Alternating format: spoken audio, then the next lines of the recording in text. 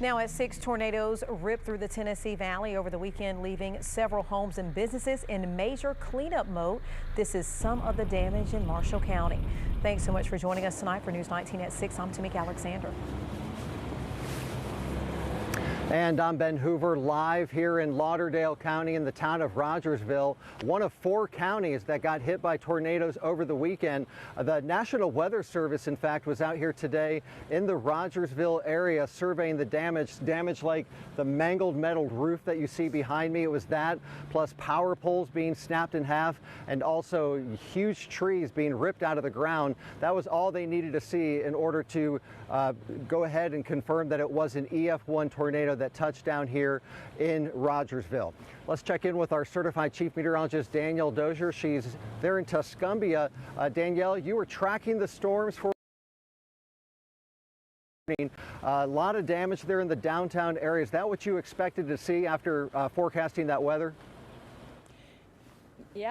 Yeah, that's right, Ben. I was here Saturday night tracking the line of showers and thunderstorms that were moving through the Tennessee Valley, including right here in downtown Tuscumbia, where an EF1 tornado with winds of 105 miles per hour was confirmed by the National Weather Service. We can take a look at some of that damage behind me right now here off of 5th and Main, and you'll see the roof was blown off of a couple of these buildings onto some decorated lights that they have hanging throughout the city. There was a light pole that also went down in this area, and in fact a couple of them on this road in particular. But you're looking at that roof damage right now. Earlier today, crews were out here trying to clear some of this debris. The tornado developing first on the southwest side of town and then came right through downtown Tuscumbia and then ended on the northeast side. We can take a look at that track map. In fact, it actually hit a school, R.E. Thompson School, on the southwest side of town before doing some damage to some trees, uprooting and snapping trees in some neighborhoods, and then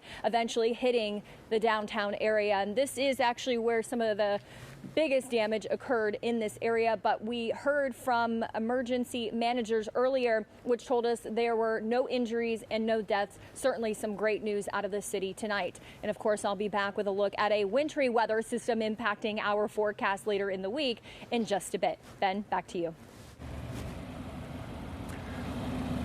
Danielle, thank you. Our team coverage continues now with News 19's Nikki Marker. You've been here all day speaking with folks. It was an EF1 tornado. We know that now from the National Weather Service. It was on the ground for less than half a mile, but still some significant damage, especially to some stores here in downtown. You're right, Ben. I spent the day in the town of Rogersville this afternoon. We went right behind where we are now along Mackey Road. Now that's where we're seeing a lot of those trees down. A few of the trees are completely uprooted. Yeah. Luckily not hitting a lot of houses, but you're right, I was in downtown Rogersville today. I spoke with a store owner whose business was unfortunately damaged, but she says the important thing is that everybody was safe. While Amanda Ward and her family were safe in their storm shelter Saturday night, an EF1 tornado was traveling through parts of Rogersville, tearing up her business downtown. I was actually at home. We had just gotten out of the storm shelter at our house and started getting Facebook messages from community members that the windows had been blown in and that we needed to get down here. Ward came to her store, Southern Sports Apparel, to find it damaged, including the front half of her windows completely blown out. The windows broke inside of the store, and then one of the windows had broken outside onto the ground. Just stuff everywhere. She says they started cleanup immediately, trying to salvage what they could. When we pulled up, it was kind of a little sad because you see, things that you've worked really hard for, and then it's out on the ground, just in a million pieces. As they sorted through debris, Ward says they noticed large pieces of yellow plastic, confused what it could be. And we finally looked up and realized that it was McDonald's sign that had the debris from there had gone all in the store, and we even found some on back further in the parking lot. Along with socks and a variety of clothes 500 yards away from the store. While her business was unfortunately in the path of the tornado, she says they are grateful everyone is safe. We're very thankful we weren't here and we can still do business. So just a little bump in the road for us, and we're excited to continue to help our customers. Ward says her business will remain open and continue to operate while they fix the damage. And she assured me again that the business is going to be open. It's running well. They're lucky enough to have a back part of the store, so they've moved everything from that damaged area in the front to the back, and she's so grateful for the community of Rogersville who's helped her continue that business and get things cleared up. Yeah, I was speaking with the mayor today. He said Rogersville has been hit before by tornadoes, worse ones than this one, so the town really does know what to do as far as getting power back on and also cleaning up and helping each other out. Nikki, thanks so much. Appreciate it. We do want to continue our coverage now in Franklin County, Alabama. It too was hit by a tornado, an EF2 tornado, in fact, with winds up to 115 miles per hour. And also that tornado was on the ground for about 4 miles across the county. They believe it touched down in the area of Waco, and that's where we find our Kayla Smith. She continues our coverage there. What sort of damage are you seeing there, Kayla? Well, Ben, I'm a little ways up the road. I'm in the Tharptown community. That's off of Highway 78 in just east of Russellville is about where I am right now. So I've been talking to people out here who experienced the storm, and they tell me that you could really feel the pressure drop as it hit this area. And you notice there's a lot of damage. You can see the significance of the wind and how much it impacted this area just based on the size of the trees that were uprooted. Several homes up and down this road were damaged and were hit by these big trees, and many people are working on repairing their roofs. Now I'm going to show you some Sky 19 footage. We shot this earlier today. You can really see the path of the storm and the debris it left in its wake. Cheryl Bush, a longtime member of the Tharptown community, felt the storm pass by her home. It knocked down power lines in her yard, and she says she saw electricity arcing in the rain. This is an experience that I never thought I would endure, but God has a way of preparing you for things too.